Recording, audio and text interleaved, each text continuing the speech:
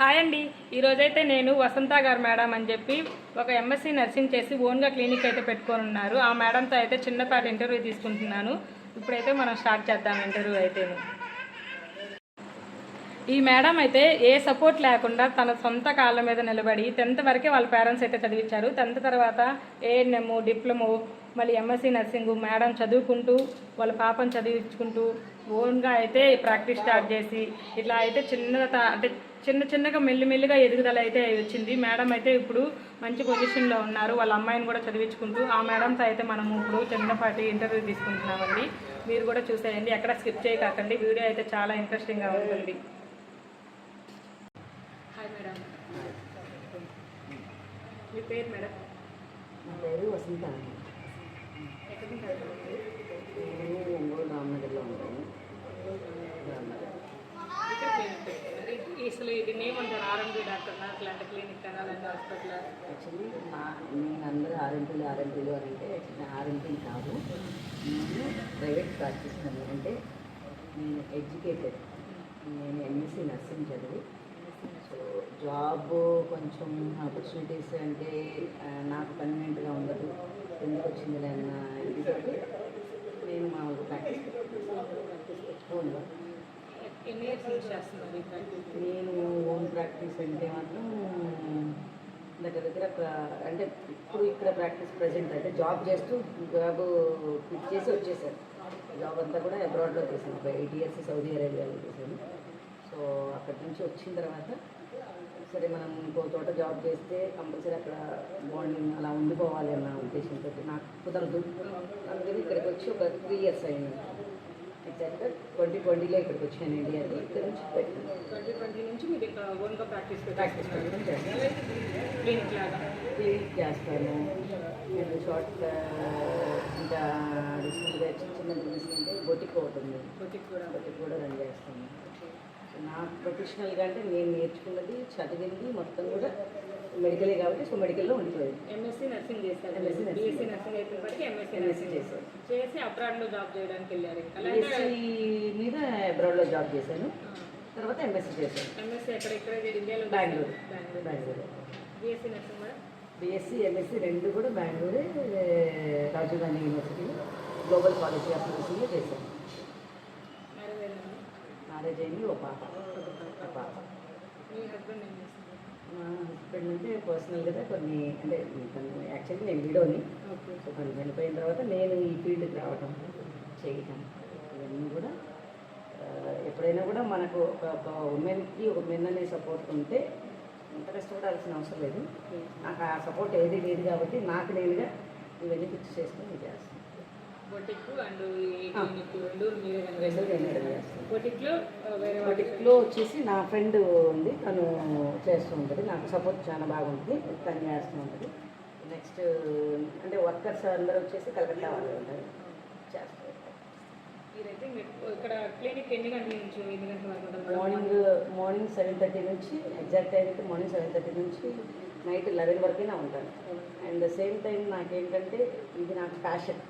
Medical అనేది ఇష్టం బాగా ఇష్టం. ఏ టైంలో నాకు మార్నింగ్ టైంలో ఎవరికైనా అవైలబిలిటీ ఉంటానో ఉండనో అనేది నేను కరెక్ట్గా చెప్పలేదు. కానీ బట్ ఈ నైట్ 9 తర్వాత ఎలాంటి పేషెంట్ నా కోసం ఫోన్ చేశాను అంటే అది ఎంత దూరమైనా సరే కంపల్సరీ నేను వెళ్తాను. లోకల్ నాన్ లోకల్ కూడా వెళ్తాను. లోకల్ అయినా సరే నాకు తెలిసిన వాళ్ళు ఏమైనా ఫోన్ చేసి అర్జెంట్ మాకు చూడాలి అంటే మాత్రం నా వృత్తికి నేను న్యాయం చేస్తాను. లోకల్ నాన్ లోకల్లో కూడా అరౌండ్ ఒక్కదాన్నే వెళ్తాను. నాకు భయం అనేది చాలా తక్కువ పాల్లో ఉంటుంది, భయపడను కూడా. పాప మేడం పాప ఒకటే ఉంటుందా? మరి పాప అంటే తను వచ్చేసి ఇప్పుడు ఇంటర్ అయిపోయిన తర్వాత నీట్ కోచింగ్లో వేసాను. నా అంబిషన్ ఏంటంటే నా ఇష్టం ఏంటంటే తనని ఒక డాక్టర్గా చూడాలనేది. నేను నర్సుగా అయిపోయాను. నాకు చదువుకోవాలన్న ఇంట్రెస్ట్ ఉన్నా మా పేరెంట్స్కి అంత సపోర్ట్ చేయలేకపోతే. నాన్న ఎంప్లాయీ, బట్ తను చనిపోయారు. అమ్మగారు ఇంట్లోనే ఉంటారు ఇప్పుడు. నేను మా పాప మా అమ్మాయిని ఇప్పుడు హాస్టల్ వేసాను. నేను అమ్మ ఉంటాను. Sisters and brothers? ఇద్దరు బ్రదర్స్లో మా తమ్ముడు కూడా ఇలాగే కార్ యాక్సిడెంట్లో చనిపోయాడు. అన్నయ్య ఉన్నారు. అన్నయ్య సెటిల్ హైదరాబాద్ సెటిల్ అయ్యారు. మీ హౌస్లో అయితే మీరు మీ పాప నేను మా బాబు మా అమ్మగారు ఉంటారు. అదే ఇప్పుడు ఉండటం అయితే నేను అమ్మాయి ఉంటాము, అమ్మాయి హాస్టల్లో ఉంటాను. ఇలాగా ఓన్లీ ఆడవాళ్ళే ఉన్నారు కాబట్టి మిమ్మల్ని చాలా మంది చులకనగా చూస్తుంటారు కదా. చులకనగా నేను చెప్పలేము కానీ మనకు Men support కష్టాలు లేదు, మెన్ సపోర్ట్ లేనప్పుడు కష్టాలు చాలా ఎదురవుతాయి. మెన్ సపోర్ట్ లేనప్పుడు ఎలా ఉంటుందంటే ప్రతి ఒక్కరు కూడా మెన్ ఉమెన్ అనేది పక్కన పెడితే మన దగ్గర మనం ఏమి అసలు దేనికి పనికిరాము, జీరోలో ఉన్నాము అంటే మాకు ప్రతి ఒక్కరి దృష్టి ఎలా ఉంటుందంటే అదో రకంగా ఉంటుంది. సో నేను అవన్నీ పడ్డారు అంటే నాకు అంటే బాగా చైల్డ్ ఏజ్లో నా మ్యారేజ్ అయింది 15 ఇయర్స్లో. 10th అయిపోయింది, నేను ఇంటికి వచ్చాను. నేను నా స్టడీస్ అంతా కూడా కడప డిస్టిక్లో జరిగింది. కడప డిస్టిక్ పూర్వాంగలో వైఎల్ఎఫ్ స్కూల్లో చదువుకొని 10th అయిపోయి ఇంటికి వచ్చాను. మ్యారేజ్ అయిపోయింది. ప్రాపర్ అక్కడేనా మీది? కడప ప్రాపర్ గిద్దలూరు, కడప సైడ్ అది. ప్రకాశం జిల్లా బార్డర్, అది ప్రకాశం జిల్లానే బార్డరు. సో మ్యారేజ్ అయ్యింది. నాకు తెలియదు, చిన్న వయసు. ఆ వయసులో మనకు ఏంటి ఎలా అనేది మనకు తెలియదు. మనకు తెలియని పరిస్థితులలో అత్తగారి ఇంట్లోకి వెళ్ళటం, ఆ తర్వాత అంటే జర్నీ ఎలా ఉండిందంటే అంత ఈజీగా అయ్యేది, అంత ఈజీగా. అంటే 1999 10th అయిపోయింది. 1999లోనే మ్యారేజ్ అయింది. మార్చి ఎగ్జామ్ రాసి వచ్చాము, ఆగస్టులో మ్యారేజ్ అయిపోయింది. మ్యారేజ్ అయిన తర్వాత చిన్నగా మా అమ్మకి ఇష్టం లేదు. సో మా అమ్మకి ఏంటంటే ఒక ఉద్యోగస్తుడికి ఇచ్చి చేయాలి, ఒక అమ్మాయి ఉంది, అమ్మాయి ఒక్కతే కదా ఉద్యోగస్తుడికి ఇచ్చి చేయాలి అనేది మా అమ్మ ఒపీనియన్. కానీ మా నాన్న ఏంటంటే కొంచెం మూర్ఖతం, ఎంప్లాయ్ అయినా సరే ఆయనకి చిన్నపిల్ల ఏమీ తెలియదు, పెళ్లి చేయాలి, ఆడపిల్ల మెచ్యూర్ ఇంట్లో ఉంది, పెళ్లి చేసేయాలి. సో ఆ పర్పస్ తోటి అతనికి ఉద్యోగం ఉందా సద్యోగం ఉందా అని ఏం చూసుకోకుండా చేసుకోలేదు. చేసిన తర్వాత చాలా కష్టాలు పడ్డాను, ఇబ్బందులు పడ్డాను. అప్పటికి నేను 10th చదివినాను. ఆ తర్వాత అంటారా మా అమ్మకు అదే నాకు మ్యారేజ్ అయిన తర్వాత మా అమ్మకి ఇష్టం లేదని చెప్పాను కదా. నాకు మ్యారేజ్ అయితే మా అమ్మకి ఇష్టం లేదు, అలాగే అన్ఎంప్లాయ్కి వెళ్తే అసలు ఇష్టం లేదు. ఇదితోటి మా అమ్మ మాత్రం కొంచెం సపోర్ట్ చేసింది. నా కూతురు కొంచెం చదువుకోవాలి అనే కండిషన్ వాళ్ళకి పెట్టి, అప్పట్లో డబ్బులు ఉండేవి కాదు. మా అమ్మ ఏదో ఒక 5,000 రూపాయలు తన బంగారం తాకట్టు పెట్టి మరి ఒక 5,000 చేతికిస్తే ఇక్కడే ఒంగోలు, అప్పుడే నా మొదటి అడుగు ఒంగోలులో పెట్టింది. ఒంగోలు వచ్చి రాధికా ఇన్స్టిట్యూట్ అని అక్కడ ఉండేది. ఇన్స్టిట్యూట్లో ఏఎన్ఎంగా జాయిన్ అయ్యాను. ఏఎన్ఎంగా జాయిన్ అయిన తర్వాత అప్పుడు కసి వచ్చింది. అంతవరకు నా జీవితం అంతా కూడా చిన్నపిల్ల అంతే. మొత్తం గర్ల్స్ స్కూల్లో చదువుకోవటం, కో ఎడ్యుకేషన్ అనేది ఏం లేదు, ఆటలు, డ్యాన్సులు, డ్రామాలు, ఇదే నా ప్రపంచం. నాకు ఇంకో ప్రపంచం తెలియదు. సడన్గా వచ్చి ఒక మ్యారేజ్ లైఫ్లోకి నెట్టిన తర్వాత కొంచెం భయపడ్డాము. ఆ ఇదితో మా అమ్మ మాత్రం కొంచెం సపోర్ట్ చేసి చదివించాల్సిందే అని అంటే తను అంటే మా హస్బెండ్ కూడా ఒప్పుకున్నారు. ఒప్పుకొని చదువుకోవడానికి మొదలుపెట్టాము. అప్పటి కాలంలో చదువుకోవడానికి ఒప్పుకున్నారు అంటే మా అమ్మ ప్రెజర్ పెట్టింది. మేము అంటే మాక్సిమం ఇంట్లోనే ఉండాలి, అందుకు కొద్దిగా ఓకే. చదువుకున్న తర్వాత నాకు అత్తగారు ఏముండేవారు, మా అత్తగారు మా ఆయన చిన్నపిల్లలప్పుడు చనిపోయారు. అందరు తోడుకోవడాలు, ప్రతి తోడుకోవడాలు నాకు అత్త అయింది. లాస్ట్ నేను 3వ అమ్మాయిని. నాకు 2 తోడుకోవడాలు ఉండేవాళ్ళు పైన, పెద్దవాళ్ళు 2 మరుదులు ఉండేవాళ్ళు. 2 మరుదులు మామలు అయ్యారు. మొత్తం 4 2 బావలు 2 మరుదులు మామలు అయ్యారు. 2 తోడుకోవడాలు అత్తలు అయ్యారు. ఒక ఆడబిడ్డ ఇంకొంచెం అత్త అయింది. అలా లైఫ్ని కొంచెం అట్లా అనుకునే క్రమంలో తర్వాత చిన్న అన్నీ ఎదురవుతా ఉండేవి. నేను నర్సింగ్ చదివి ఏఎన్ఎం చదివిన తర్వాత ఇంటికి వెళ్ళాము. అప్పుడు మా పాప కన్సీవ్ అవ్వటం, మళ్ళీ నేను కన్సీవ్ అవ్వటం, మా పాప పుట్టడం. మా పాప పుట్టిన మా అమ్మాయి 2006లో బోర్న్ అయింది. తను పుట్టిన తర్వాత 2007 నవంబర్లో మా ఆయన చనిపోయాడు. అంటే మా పాపకు కొంచెం చిన్న బుడ్డ నడకలేస్తా ఉంది. అప్పుడు తన యాక్సిడెంట్ అప్పుడు మా హస్బెండ్ చనిపోయారు. సో నాకు అప్పుడు ఇంకేం కనపడలేదు ప్రపంచం. ఓన్లీ ఏఎన్ఎం ఒక్కటే చదివాను. 10th బేస్ మీద ఏఎన్ఎం ఒక్కటే చదివాను 2003లో. సార్ లేకుండానే మీరు బీఎస్సీ నర్సింగ్, ఎంఎస్సీ నర్సింగ్ చేశారా? చాలా పెద్ద స్టోరీ.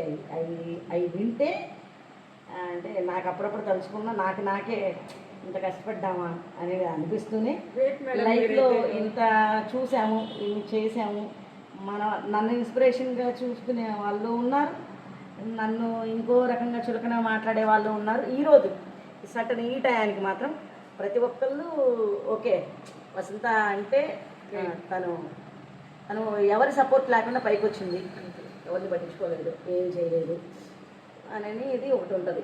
సో అలా నాకు మా హస్బెండ్ చనిపోయిన తర్వాత నాకు లైఫ్ చాలా నేర్పించింది. యాక్చువల్గా నాకైతే వీళ్ళ స్టోరీ అయితే తెలియదు మేడం, తెలుసుకోవాలని ఇంట్రెస్ట్తో వచ్చాను, కానీ చాలా బ్యూటిఫుల్గా చెప్తున్నారు మేడం మీరైతే. అంతే అసలు సార్ లేకుండా మీరు పాపను రన్ చేసుకొని అంటే అప్పుడు మా నాన్న నాకు ఏఎన్ఎం మా అమ్మ చదివించిన తర్వాత నాకు చదవాలనే ఇంట్రెస్ట్ ఉంది.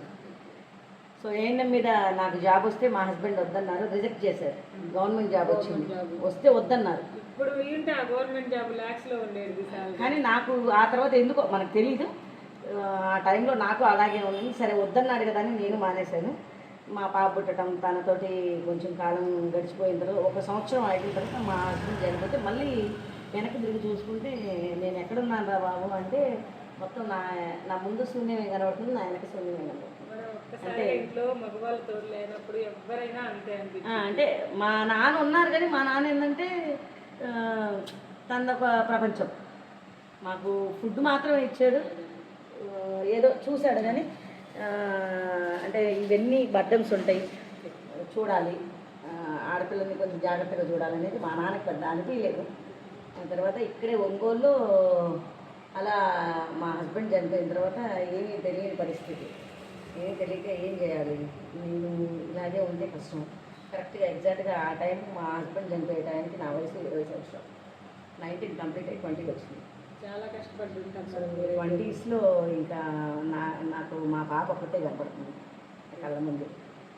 ఆ అమ్మాయిని ఏదైనా సరే ఏదో ఒకటి చేసి నా లైఫ్ ఎంత రిస్క్ అయినా పర్లేదు తను ఒక స్థాయిలో పెట్టాలనుకున్నాను అనుకొని అప్పుడు మా హస్బెండ్ చనిపోయిన 2007లో అతను చనిపోతే 7 నవంబర్ అతను చనిపోయిన తర్వాత డిసెంబర్, జనవరి, నవంబర్, డిసెంబర్లో 2000 ఒక్కొక్క 1 మంత్ గ్యాప్ ఇచ్చి 2008 జనవరి ఆ పీరియడ్లో డాక్టర్ విజయరాఘరావు గారి దగ్గర జాయిన్ అయ్యాను. నా మొదటి గురువు, నాకు మంచి ఇన్స్పిరేషన్ అయినటువంటి ఆయన. నేను ఈరోజు ఈ స్థాయిలో ఉండడానికి గల కారణం అన్నిటికి కూడా పెద్ద ఆయననే చెప్తాను, విజయరాఘవరావు సార్ అనే చెప్తాను. ఇక్కడే Ongole Vijayaraghava Rao sir orthopaedician doctor, ఆయననే చెప్తాను. ఎందుకు ఆయన గురించి అంతలా అని చెప్తారని అనుకోవచ్చు. కారణం ఏంటి అని అంటే ఆయన నాకు సపోర్ట్. ఎలా అంటే జీవితంలో గెలవాలి అనుకుంటే నీకు చదువు ఉండాలి అనేది ఆయన నాకు, మీ చదువు వల్లే మీరు ఇప్పుడు ఇంత ఇదిలో ఈ స్థాయిలో చదువు ఉంటేనే అనేది ఆయన చూసి నేర్చుకున్నాను. సో విలువైన గౌరవమైన చదువే ఇస్తుంది అనుకున్నాను. ఆ రోజు ఆయన దగ్గర జాయిన్ అయిన తర్వాత అప్పటికి నేను ఏఎన్ఎంఏ చేసి ఉన్నాను. సో ఆయన దగ్గర జాయిన్ అయ్యి 2500 రూపాయలు నాకు శాలరీ అప్పుడు. ఆ 2500 రూపాయలతోటి ఉదయం డ్యూటీ ఎక్కితే కంటిన్యూస్గా ఈరోజు డ్యూటీ మార్నింగ్ షిఫ్ట్ ఎక్కాను 9కి అంటే 8:30, 9కి ఎక్కానంటే నెక్స్ట్ డే 12 వరకు పనిచేస్తాను. నెక్స్ట్ డే 12 వరకు పనిచేస్తాను. ఆపరేషన్ థియేటర్లో అయినా ఉంటాయి కదా. అంటే నాకు నా ఏజ్ టీనేజ్ ఆ టైం అంటే 20s కొంచెం ఏదైనా సరే మనం చెయ్యాలి. దాంతోపాటు నాకు ఒక కసి, నేను నా లైఫ్ని లీడ్ చేస్తూ నా కూతురికి ఒక లైఫ్ ఇవ్వాలి అనేది నా కసి. సో ఆ టైంలో సారు నేను పనిచేస్తుంటే కొంచెం ఎంకరేజ్ చేసేవాళ్ళు. డాక్టర్ గారికి ఏంటంటే ఎవరైనా చదివే వాళ్ళన్నా బాగా పనిచేసే వాళ్ళన్నా ఆయనకు ఒక రకమైన గౌరవం. ఆ గౌరవంతో నేను బాగా ఓవర్ డ్యూటీకి చేయటం అంటే ఎప్పుడు కూడా నువ్వు ఇలా ఉండాలి అనేది ఆయన చెప్పేవాళ్ళు అప్పుడప్పుడు. సో దాంతో నేను నాకు ఏఎన్ఎంగా బతకడం ఇష్టం లేక ఇక్కడే భార్గవి నర్సింగ్ ఆఫ్ కాలేజీలో డిప్లొమా జాయిన్ అయ్యాను. డిప్లొమా జాయిన్ అయిన తర్వాత ఒకరోజు చిన్న ఫన్నీ అనమాట ఇవన్నీ. మా నాన్న అడిగాను, డిప్లొమా ఫస్ట్ ఇయర్ జాయిన్ అయ్యాక నాకు చదువుకోవాలన్నాను నాన్న అంటే అప్పుడు నేను జాబ్ చేస్తున్నాను, చదువుకోవాలనుంది. మా అమ్మాయి కోసం జాబ్ చేసాను, చదువుకోవాలనుంది, కనీసం ఏమైనా ఫీజులు కడతావా అని అడిగా. ఎందుకు జీఎన్ఎం అయితే ఉంది, ఏఎన్ఎం అయితే ఉంది, నర్సే కదా అన్నాడు. లైఫ్లో మా నాన్న నేను ఏది అడగకూడదు, ఇంకా అడగకూడదబ్బా, ఇతని దగ్గర నుంచి నేను ఏది ఆశించకూడదు అనుకున్నాను. నాకు వచ్చే జీతంతో ఫీజులు నాకు కట్టుకున్నాను. మా పాపను నర్సరీ జాయిన్ చేయడానికి అప్పుడు ఇండియన్ బ్లాజమ్స్ అని కొత్తగా కట్టారు. ఆ స్కూల్లో సార్ సపోర్ట్ చేస్తే అదే స్కూల్లో మా అమ్మాయిని కూడా అక్కడే జాయిన్ చేసి మా అమ్మాయికి చదివించుకుంటూ నేను చదవటం వల్ల అలా భార్గవి నర్సింగ్ ఆఫ్ కాలేజ్లో నా డిప్లొమా 3.5 years కంప్లీట్ చేశాను. తర్వాత నాకు ఇక్కడి నుంచి మా అమ్మాయి కొంచెం చదువులకు పైకి ఎక్కుతూ ఉంటే తనకు నేను మంచి లైఫ్, బెటర్ లైఫ్ అంటే నాకు మా నాన్న లేడు అనేది మా అమ్మాయికి నేను చూపించకూడదు అనుకున్నాను. చూపించకూడదు అనుకున్న క్రమంలో నేను మళ్ళీ ఏదో ఒకటి చేయాలి అని. అదే టైంలో ఏమైందంటే నాకు 2 బ్రదర్స్, ఒక అన్న ఒక తమ్ముడు. మా అన్న మా తమ్ముడు ఉంటే మా అన్నయ్య ఏమో తనకు మ్యారేజ్ అవ్వగానే వెళ్ళిపోయాడు. వాళ్ళ లైఫ్ వాళ్ళు చూసుకొని వాళ్ళ పక్కకి వెళ్ళిపోయారు. సో ఉంది నేను మా తమ్ముడు కూడా మిలిటరీలో జాయిన్ అయిన తర్వాత, మ్యారేజ్ అయిన తర్వాత తను అంటే బ్యాడ్ లక్ అంటాం కదా కొన్ని. మీ తమ్ముడు మా తమ్ముడు బ్యాడ్ లక్ వల్ల, మా అన్నయ్య కూడా మిలిటరీనే, మా తమ్ముడు బ్యాడ్ లక్ వల్ల వాడు ఆ మిలిటరీ ఉద్యోగాన్ని వదిలేసుకున్నాడు. వదిలేసుకోవడంతో మళ్ళీ వచ్చి ఇంట్లో కూర్చోవటం. తర్వాత నేను అప్పటికి జాబ్ చేస్తూ ఉన్నాను కదా, ఇలా వదిలేరా మనం ఏదో ఒకటి చేద్దామని మెడికల్ ప్రాక్టీస్ పెడుతుంది. అప్పటికి మా తమ్ముడు కూడా మిలిటరీలో మెడికల్ టచ్ ఉందండి. సో అందువల్ల సరే నేను ఇద్దరం కలిసి తూర్పు నాయుడుపాలెంలో ప్రాక్టీస్ పెట్టాను. అప్పట్లో పెట్టి చేసుకుంటూ ఉన్నాము. సో ఇద్దరము ఈ మెడికల్ మీద బతకడం అంటే కష్టము. సో మనకు వద్దులే, నువ్వు చేసుకో, నేను బయటికి వెళ్ళిపోతాను, ఆఫర్స్ ఉంటాయి, చాలా ఆపర్చునిటీస్ ఎక్కువగా ఉంటాయి, సో నేను ఎక్కడికైనా వెళ్తాను అని చెప్పి అంటే నాకు ఎప్పుడు పేపర్ చదవటం బాగా ఇంట్రెస్ట్. ఆ రోజుల్లో పేపర్ చదివే కాలమ్స్లో నోటిఫికేషన్ ఒకటి చూశాను, సౌదీ అరేబియాలో ఒక నర్స్ కావాలి పలానా ప్రైవేట్ క్లినిక్కి. చూడగానే ఫోన్ చేశా ఏజెంట్కి, తను హైదరాబాద్ ఏజెంట్. ఫోన్ చేయగానే ఆపర్చునిటీస్ ఉన్నాయి, సో మీరు రావచ్చుమా అని అన్నారు. భయమే లేదా మేడం మీకు? అంటే మనము ఒకటి భయము అనేది ఎప్పుడు వస్తుంది అని అంటే మనకు అన్ని సోర్సెస్, మనకు మన వెనక మన పేరెంట్స్, సపోర్ట్ చేసే పేరెంట్స్, ముందు వెనక నేను చూస్తాను అన్న భరోసా ఇచ్చేవాళ్ళు ఎవరున్నా సరే ప్రతి ఒక్కరు అక్కడే ఆగిపోతాం. ప్రతి ఆడపిల్ల ఎక్కడ ఆగుతారయ్యా అంటే మేమున్నాంలే, నీకెందుకు, మనకు సపోర్ట్ ఉంది, మనం అవసరం లేదు అని చెప్పి ఎవరైనా చెప్పారనుకోండి, ఓకే మనకెందుకు లేబ్బా, రిలాక్స్ అవుదాం అనుకుంటాం. కానీ నాకు ఎవరు లేరు అట్లా. మీ అత్త వాళ్ళ సపోర్ట్ ఏమి ఉండదా మేడం? అంటే సరే మీ హస్బెండ్ లేరు కానీ మీకంటూ ఒక ఇన్కమ్ అనేది, మీ ప్రాపర్టీస్ ఏమన్నా ఉంటాయి కదా? మా ప్రాపర్టీస్ అదంటారా, అదో విచిత్రమైన కథ. అది ఇంకా ఆ కథ ఇలా మనం చెప్పుకుంటూ పోతే నా స్టోరీ ఒక ఎపిసోడ్ 4-5 ఎపిసోడ్స్ అయినా కూడా మీరు చేసుకోవచ్చు బాగా. పర్వాలేదు మేడం, చెప్పండి. అంటే అలా ఎపిసోడ్స్ అవుతూ ఉంటాయి. మా అత్తగారి వాళ్ళు అని అంటే ఈరోజు నేను ఇంత కష్టపడి ఇప్పుడు నా కూతురికి 19 years రన్ అవుతుంది. సో నేను ప్రెగ్నెంట్ టైంలో మా అమ్మ వాళ్ళ ఇంటికి వచ్చి మా అమ్మాయి డెలివరీ అయిన తర్వాత ఒక 1 yearకి నేను మళ్ళీ అత్తగారింటికి వెళ్దాం అనుకున్న టైంలో మా హస్బెండ్ చనిపోవటం, సో నేను ఇక్కడే ఆగిపోవటం.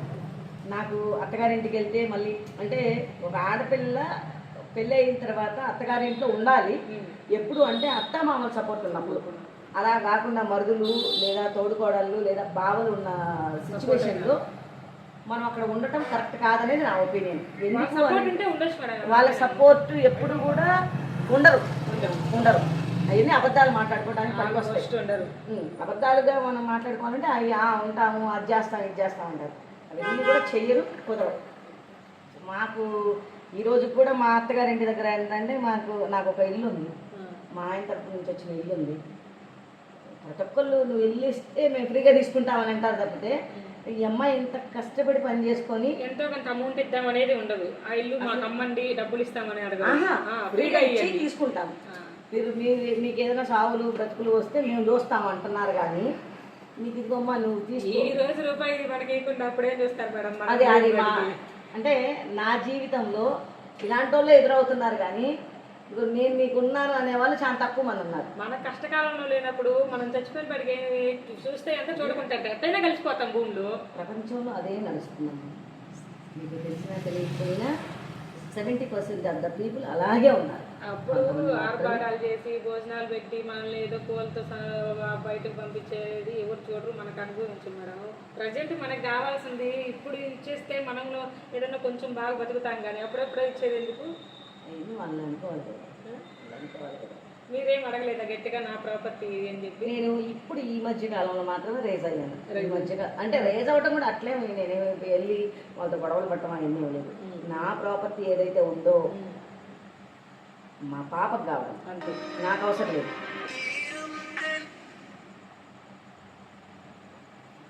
శ్రీను ఒక్క నిమిషం ఆన్ చేయనా?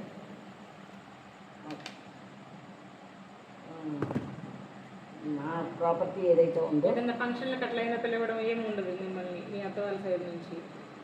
అంతకుముందు వరకు పిలిచేవాళ్ళు 1-2కి. ఎప్పుడైతే ఈ ప్రాపర్టీ నాకు కావాలి అని అడిగాను అక్కడి నుంచి ఆపేశారు.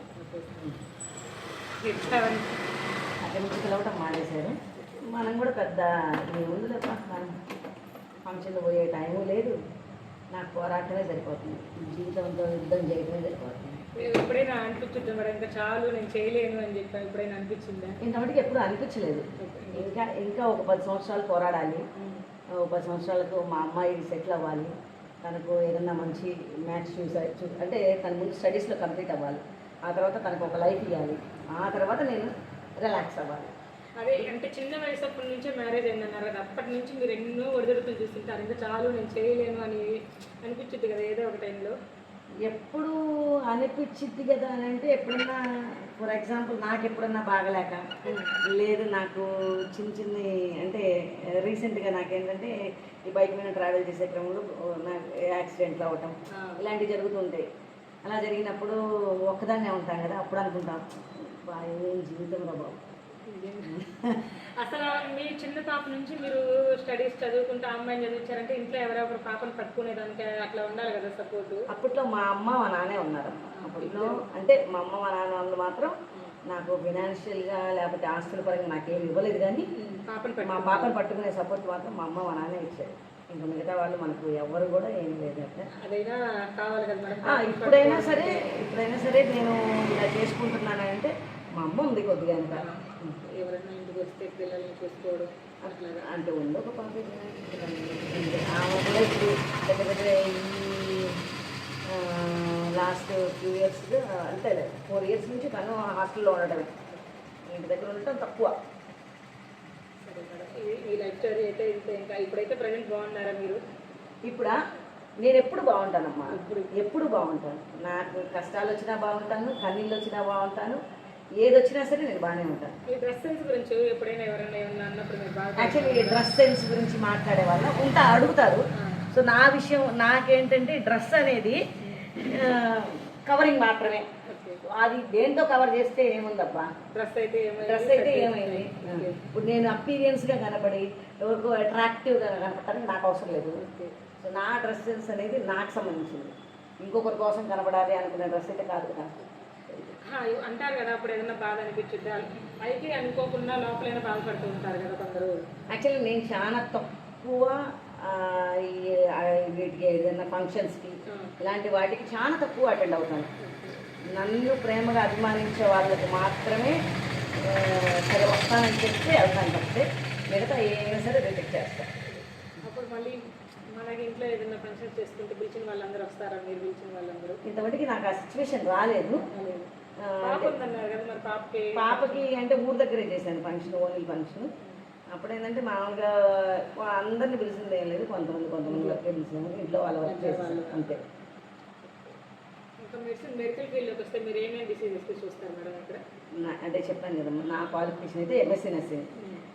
నేను RMP వైద్యం అయితే ఇవ్వలేను. జనరల్గా RMP వైద్యం అంటే ఎట్లా ఉంటుందంటే ఎవరన్నా బాగాలేక ఫీవర్తో కానీ కాఫ్తో కానీ ఏది వచ్చినా సరే జనం అలాగే ఉన్నారు. డాక్టర్ దగ్గరికి వెళ్తే ఒక ఇంజెక్షన్ వేస్తే తగ్గిపోద్ది.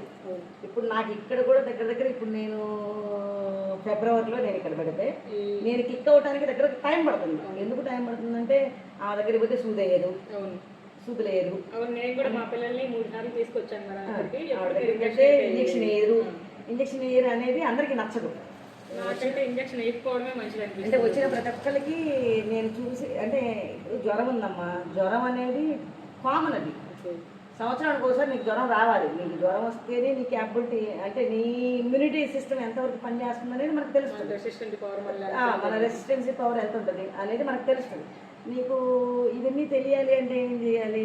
నీకు ఒకరోజు ఫీవర్ వస్తే ఏం అవ్వదు కదా. నీకు ఒకరోజు ఫీవర్కే భయపడుతూ వెళ్ళి ఆర్ఎంపీ దగ్గరికి వెళ్తే నీకేముంది, 2 సూదులు వేస్తాడు, 2 మక్కలకి 2 సూదులు వేస్తాడు, ఒకటి స్టెరాయిడ్ వేస్తాడు, ఒకటి పెయిన్ కిల్లర్ వేస్తాడు. ఈ రెండింటి వల్ల ఎవరికి నష్టం? ఆర్ఎంపీకి ఒక 100 రూపాయలు డబ్బులు వస్తాయి. ఎవరికి నష్టం? జనానికే నష్టం. జనాల్లో అవగాహన రావాలి మెడికల్ మీద. మెడికల్ మీద అవగాహన వస్తేనే ఇవన్నీ కూడా ఏదైతే జరుగుతూ ఉన్నాయో, ఇది మెడికల్ అనేది ఇప్పుడు ఒక రకమైంది ఇదిగా అయిపోయింది. ఇవన్నీ కూడా జనం తెలుసుకోవాలి, మెడికల్ గురించి చాలా తెలుసుకోవాలి. దానికి పరిగెత్తాల్సింది. ఇప్పుడు ఫారినర్స్ ఉన్నారు, ఫారిన్లో నీకు ఫీవర్ వచ్చినా, దగ్గు వచ్చినా, జలుబు వచ్చినా నీకు ఎవరు అపాయింట్మెంట్ ఇవ్వరు. ఇవ్వరు అసలు. ఓ డోలో ట్యాబ్లెట్ వేసుకో, లేకపోతే ఒక పారాసిటమాల్ వేసుకో, దగ్గు జలుబు సిరప్ తాగమ్మా తగ్గిపోతుంది.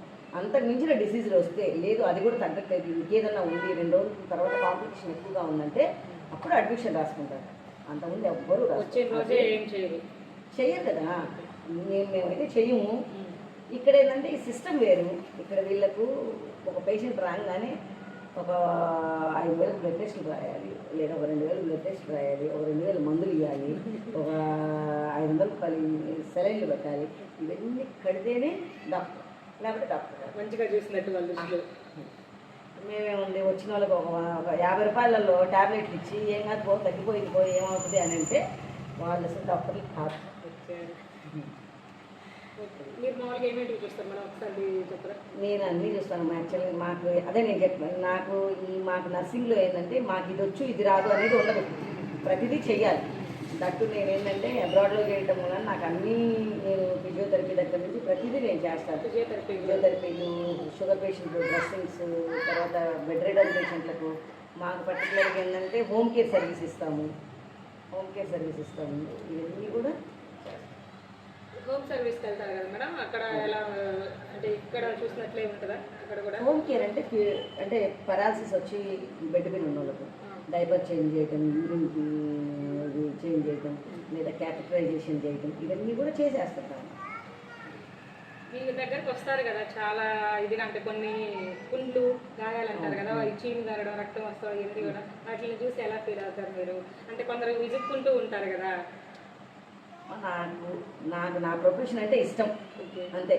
నా ప్రొఫెషన్కి సంబంధించింది ఏదైనా కానీ నాకు విసుగు అనేది ఉండదు. నేను విసుక్కొని నేను అసహించుకుంటే నేను ఈ వృత్తికి నేను పనికిరాను.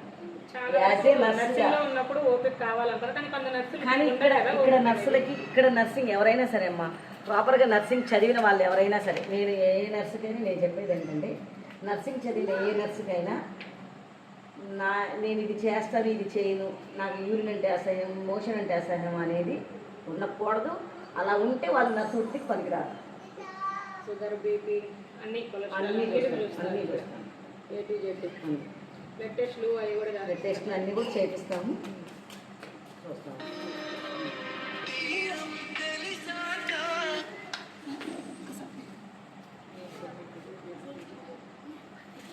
ఒక హాఫ్ అన్ అవర్ తీసుకెళ్ళా ప్లీజ్, ఒక half an our eyes cream కొని ఇప్పిపోయి అంత కట్ చేసుకుంటా, ఐస్ క్రీమ్ కొని ఇప్పిపోయి.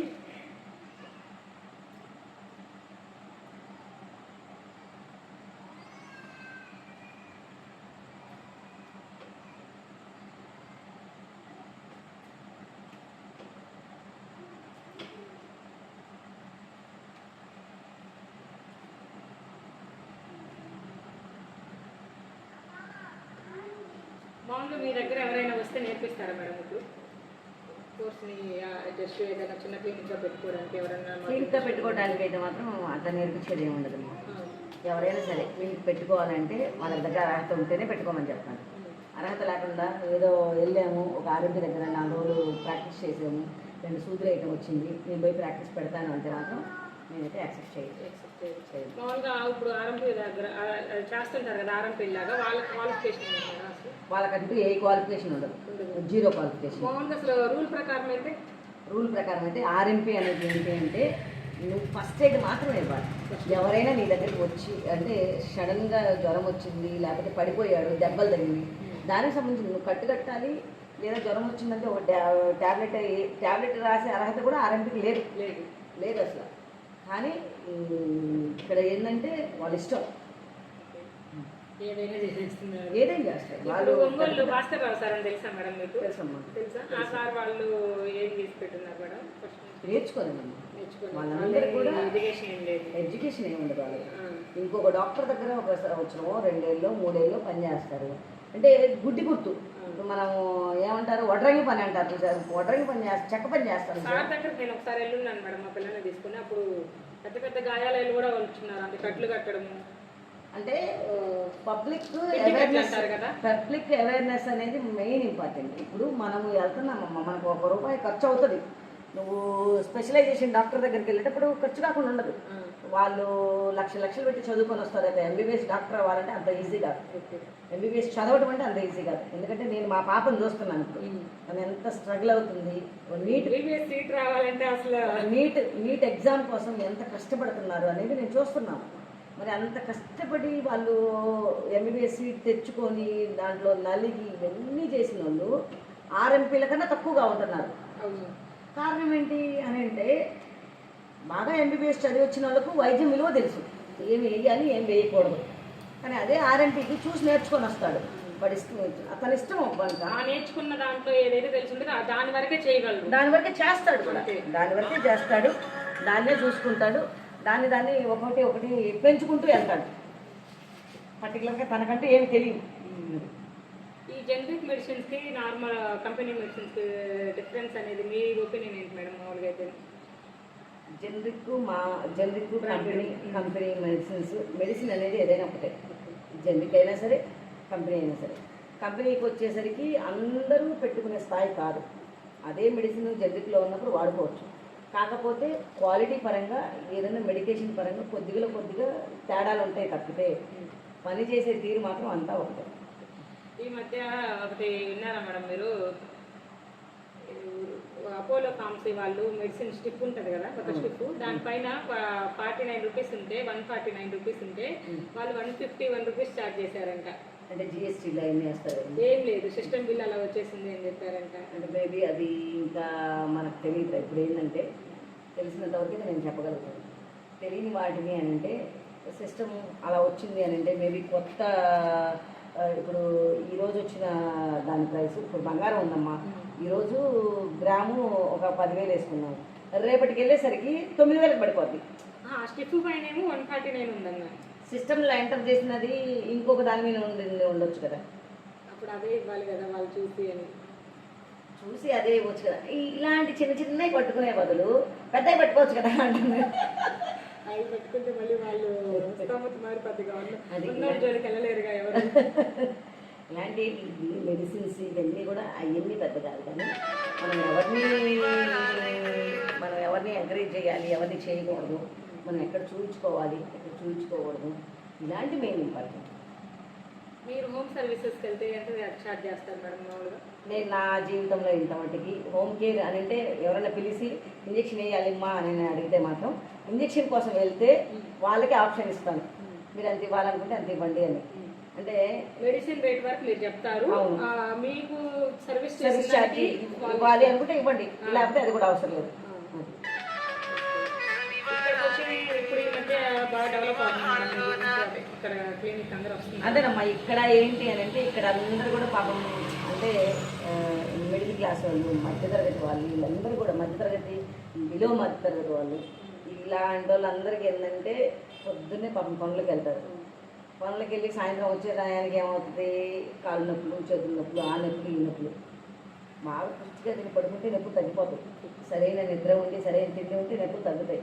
కానీ వాళ్ళకేంటి, అంత కష్టపడి పని చేసి వచ్చారు కాబట్టి హాస్పిటల్కి వెళ్ళి ₹500 వీళ్ళకు రోజు కూలీ అయితే ₹250, ₹300 ఆర్ఎంపీ దగ్గర పెడుతున్నారు, 200 తీసుకొచ్చుకుని తిండి తింటున్నారు. ₹300 మందులో పెడుతున్నారు. ఎందుకు బాబు అని అంటే అదో ఆనందం వాళ్ళకి. అక్కడికి వెళ్ళి ఒక ఇంజక్షన్ చేయించుకుంటే ఆడవాళ్ళేమో 300 ఆర్ఎంపీ పెడుతున్నారు, మగవాళ్ళేమో 400 మందులు పెడుతున్నారు. ఇదే గమనించే నేను కూడా. మామూలుగా ఇంకేమైనా చెప్పాలంటున్నారా మీ ప్రొఫెషన్ గురించి? మా ప్రొఫెషన్ గురించి నర్సింగ్ చేయాలి అనుకున్న వాళ్ళు ఎవరైనా సరే, నర్సింగ్ అనేది చాలా గొప్పది, చేయాలనుకున్న వాళ్ళు చేయొచ్చు, చాలా మంచిది. తొందరగా సెటిల్ అవ్వాలి ఏదైనా సరే అంటే నర్సింగ్ మంచిది. ఇంకా జాబ్ ఆపర్చునిటీస్ కూడా చాలా బాగున్నాయి, ఎక్కువగా ఉంటాయి, ఎలా అయినా బాగుంటాయి, లైఫ్ బాగుంటుంది. మేడం. థ్యాంక్ యూ మేడం, ఓకేమ్మా. ఓకే, చాలా బాగా చెప్పారు. మీరైతే ఇంకా వేరే వాళ్ళని ఎవరిని నేర్చుకోవాలనేది అయితే చేయించారు. నేర్చుకుంటాము అనే ఇంట్రెస్ట్ ఉంటే నేను నర్సింగ్ చదివిస్తూనే నేర్పిస్తానేమో, కానీ నా దగ్గర నేర్చుకోండి, మీరు వెళ్ళి మళ్ళీ ఎక్కడన్నా ప్రాక్టీస్ పెట్టుకోవచ్చు అనే సలహా అయితే మాత్రం ఇవ్వను. రావాలి, మీకు ఈ ఫీల్డ్ కావాలి అనుకుంటే ప్రొఫెషనల్ కదా. ఫైనల్గా మీరు సొసైటీకి ఏమైనా చెప్పాలనుకుంటున్నారా? సొసైటీకి చెప్పేంత పెద్దలు అయితే కాదురా మనం.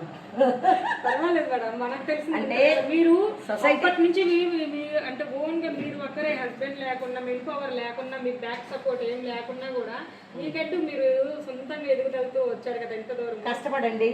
ఎవరికైనా సరే నేను చెప్పేది ఏంటంటే కష్టాన్ని నమ్ముకోండి. నాకైతే ఏదో కొటేషన్ అంటాను చూసారా, కష్టపడటం నేర్చుకుంటే విజయం మీ బానిస అవుతుందని, అది అక్షరం నిజం. Thank you. మన ఛానల్లో మన వ్యూవర్స్కి ఏమైనా చెప్తారా? ఇంకా వ్యూవర్స్గా మీరు చెప్పండి, ఏం చెప్పమంటారు? మన ఛానల్ లైక్ చేసి ఈ వీడియోస్ నచ్చితే లైక్ చేసి సబ్స్క్రైబ్ చేయమని చెప్పండి మన ఛానల్. మా వీడియోస్ మా కంటెంట్లో ఏదైనా తప్పుగా ఉంటే ఎక్స్క్యూజ్ చేయండి. ఏదైనా చిన్న చిన్న మిస్టేక్స్ మాట్లాడితే ఏమనుకోవద్దు. మా ఛానల్ని సబ్స్క్రైబ్ చేయండి, ఫాలో చేయండి, మంచి లైక్ సపోర్ట్ చేయండి. ఇలాంటి కంటెంట్ ఇంకా ఏదైనా మంచి మంచి కంటెంట్ ఉంటే మీకు ఇస్తూ ఉంటాను. మీరు ఏదైనా అంటే ఎవరితో వీడియో చేయాలనుకున్నా కూడా చెప్పొచ్చు, వాళ్ళతో చేయడానికి ట్రై చేస్తాను నేనైతేను. ఇప్పుడైతే మనం ఈ మేడం గారితో చేసాము. మన వీడియో అయితే ఎలా ఉందో కూడా లాస్ట్లో మీరు కామెంట్ చేయండి. Thank you madam. నాకు మీ సపోర్ట్ ఉంటే ఇలాంటి ఇన్స్పైరింగ్ రియల్ లైఫ్ స్టోరీస్ అయితే మరిన్ని వీడియోస్ తీసి మన యూట్యూబ్ ఛానల్లో అయితే పెడతానండి. నాకైతే మీ సపోర్ట్ కావాలి. ఇలాంటి మరిన్ని వీడియోస్ కోసం మన ఛానల్ సబ్స్క్రైబ్ చేసి మన వీడియోస్ నచ్చితే లైక్ చేసేయండి. అందరికి కూడా బాయ్ బాయ్.